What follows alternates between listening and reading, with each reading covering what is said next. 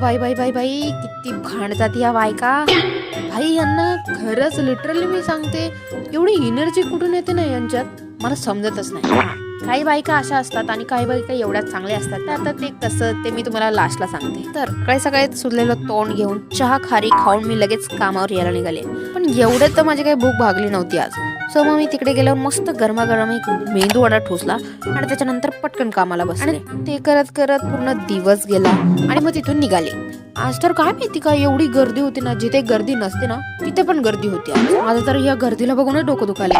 पण आता रोजची सवय झाली त्याच्यामुळे जास्त काय वाटत. पण आता कायच करू शकणार आहे असं म्हणून गप्प गेले डायरेक्ट स्टेशनवर उभी होती तेवढ्यात मला हे काका दिसले. म्हणलं भाई हा कोणत्या प्रकारचा झाडू मारणं आहे. असं जर सेम मी घरी झाडू मारलं ना आणि माझ्या मम्मीने ते बघितलं तर मम्मी तो झाडू डायरेक्ट मला मारेल. एवढं तर मात्र नाही. मरू दे तिकडे आपल्याला काय करायचंय असं म्हणत म्हणत तेवढ्यात गाडी पण आली. कारण गाडीमध्ये बसलं भाई एवढी गर्दी होती ना आज मला उभं राहायला तरी जागा भेटली पाहिजे. पण जशी मी मध्ये आले तशी या बायकांची एवढी किचकिच किचकिच किचकिच लाईक तुम्ही स्वतःच ऐका.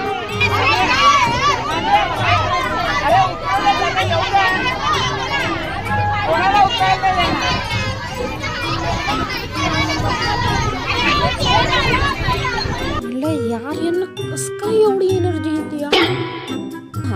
एक आहे जसे या बायका भांडतात ना तशा काही बायका चांगल्या सुद्धा असतात. लिटरली आज मला उभं राहायला पण जागा नव्हती पण एका ताईने मला तिची सीट दिली बसायला आणि ती उभी राहिली. सो मग मी मस्तपैकी तिथे बसली आणि व्ह्यू एन्जॉय करत करत घरी पोहोचली.